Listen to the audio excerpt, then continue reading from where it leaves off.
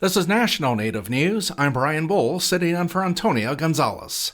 The New York State Education Department has rejected the Trump administration's demand that a ban on Native American mascots be reversed, challenging the federal government's interpretation of civil rights law.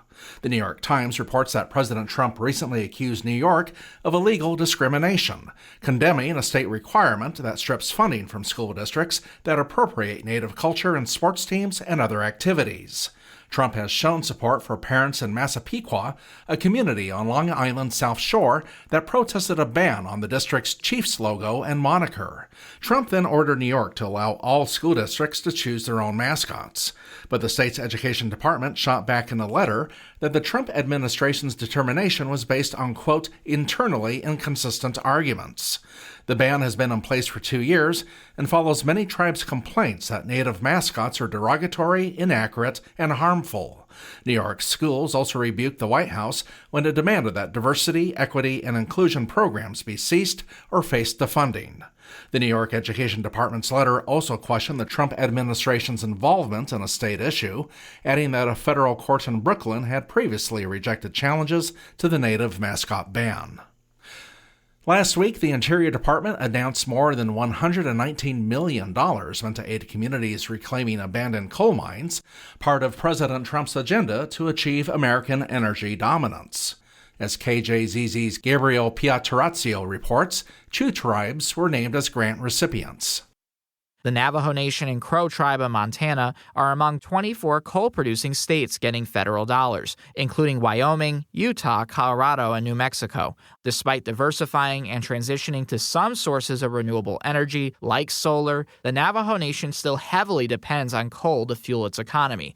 Four Corners Power Plant solely relies on coal coming from the Navajo mine in New Mexico. It produces almost 5 million tons of coal annually, generating over a third of the tribe's general fund. For National Native News, I'm Gabriel Piatarazzo. A new species of bacteria that conducts electricity has been found on the Oregon coast. Scientists have named it for the Native Americans who historically lived there. The bacteria was found in a mudflat in the Aquinnah Bay estuary and has been deemed Koyakonensis. The original people's descendants are now part of the Confederated Tribes of Siletz Indians, who helped the researchers come up with the name. Chang Lee was a postdoctoral researcher at Oregon State University during the research. The rod-shaped cells that make up this form of cable bacteria have filaments that have electrical conductivity that help optimize their metabolic processes in the muck. The cable bacteria are able to oxidize sulfide and channeling the electrons along themselves, conducting like wires, and then go to the surface of the sediment and reduce oxygen, kind of connecting the two parts together by using electrical currents. So that's why I think it's super cool, and then they're ecologically important to the environment. Lee says it's important to honor the original inhabitants of the land where this bacteria was found. So I think that history, it's really rich, and it should be preserved and telling people what happened. And I think it's especially more important nowadays because we're facing some unforeseen drawbacks on diversity, equity, and inclusiveness. The findings are published in the journal Applied and Environmental Microbiology.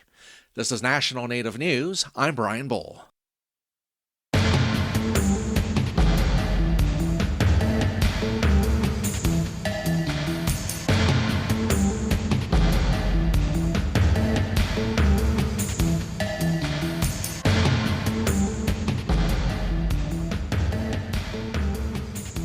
National Native News is produced by Koahnic Broadcast Corporation with funding by the Corporation for Public Broadcasting.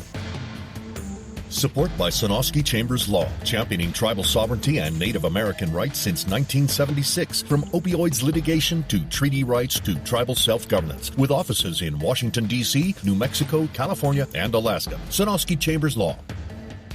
Support by the Arctic Encounter Symposium, North America's largest Arctic policy event at the Dena'ina Convention Center and Anchorage Museum, July 30th to August 1st in Anchorage, Alaska.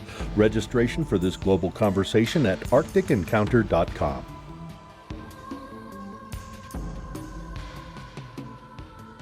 Native Voice One, the Native American Radio Network.